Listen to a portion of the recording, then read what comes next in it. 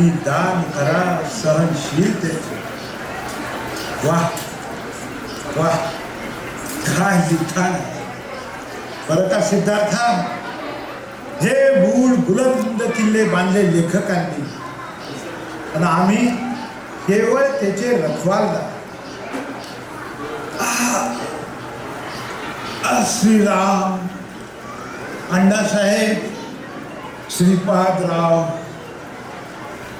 शंकरराव, एकापेक्षा एक भयंकर. प्रेक्षकांच्या आसवांवर आपल्या दुःखाचं पीक काढणारी ही अघोरी माणसं.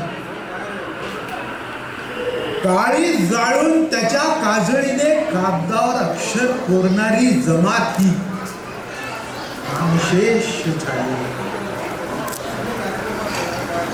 अरे यांनी भरली ही पिशाच्यासारखी पात्र माझ्या या देहामध्ये. अरे सुधाकरा, तळीरामा, ऑथेलो, अरे सीझर, अरे कुठे वळतलीला जाऊन बसलात रे हरामांनो. अरे तुमच्या कागदी दुःखाला आयुष्यभर प्राणाची फुंकर घालून सजवलं, आभाळा एवढं मोठं केलं रे. आणि आता माझं काय रे, आता माझं काय.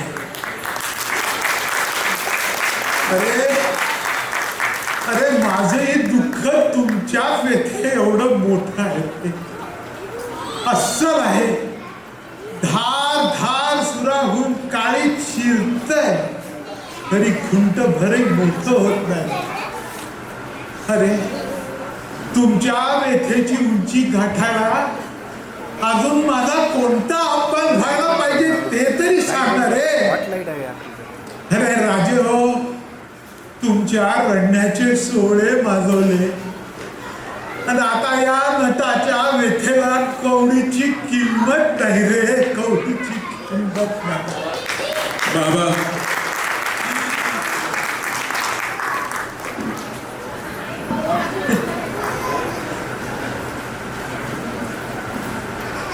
अरे रागाची सगळी किलमिश गळून पडली आहेत. आता फक्त आनंद सोहळा साजरा होणार. बरोबर आहे. नव्या नाटकाचा पडदा वर जाताना दिसतोय मला. तिसरी घंटाही ऐकू येते आहे मला. बाबा माफ करा, माफ करा. बस झाला, घरी चला. बाबा दूर हो, दूर हो. हे सर्व निरर्थक आहे. हे सर्व निरर्थक आहे. दया कर म्हणून कधी सीझरने कोणाची प्रार्थना केली नाही आणि कोणी प्रार्थना केली म्हणून त्याला क्षमाही केले नाही. आता या लखलखणाऱ्या आकाशामध्ये अढळ स्थान प्राप्त करायचंय ध्रुवासारखं, जे अगणित माणसांच्या दुनियेत मिळवलं होतं सीझरनी.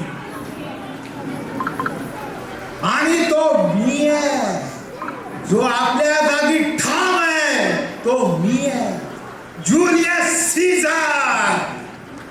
मी आहे ज्युलियस सीझर, मी आहे प्रतापराव, मी सुधाकर, मी तळीराम, मीच अठ्ठ्याण्णव आणि मीच आहे गणपत रामचंद्र बेलवलकर, नटसम्राट.